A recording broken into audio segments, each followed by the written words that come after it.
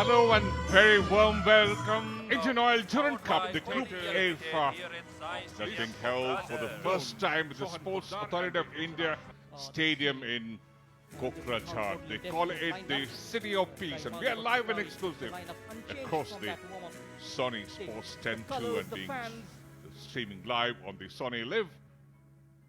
Truly a historic day for this part of the country. A brilliant opportunity for Ichizono as well. And now it's Nam on corner duties. In swing floater, the keeper has missed it. Could have stabbed it on the line, but the arrow saving grace for Bodoland FC. That could well have been the opener for the Desert Warriors, Aditi. Slightly wayward that pass.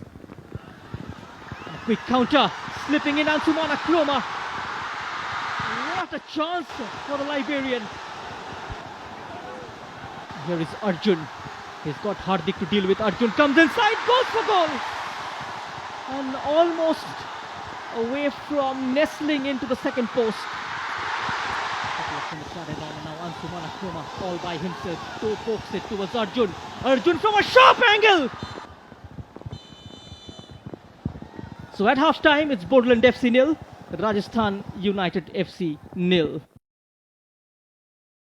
Both the sides have shown they have the strength, they have the skill, and they have the talent to go forward. We are underway then with the second half, and 45 minutes of reckoning for both the teams if they want to keep their fortunes in their hands.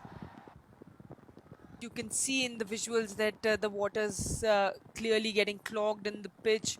This is the first time that the Durand Cup matches are being hosted in Kokrajhar Science Stadium. Nice release. Here comes a chance at the far post, and this is the opening goal for Rajasthan United. Within the first minute of the second half, it drives that one across the face of goal. Denzel, and a telling touch from the number 11 of Rajasthan United, William. He was approaching from the far side and eventually gets a decisive touch. And we have the first goal of this game. Use the conditions to the best advantage. And this would be a challenge for the Indian players that they'll have to And really over the test top, themselves. Kroma brings it down, and William Opoku Getting stopped because of the ground conditions, and the referee blows his whistle.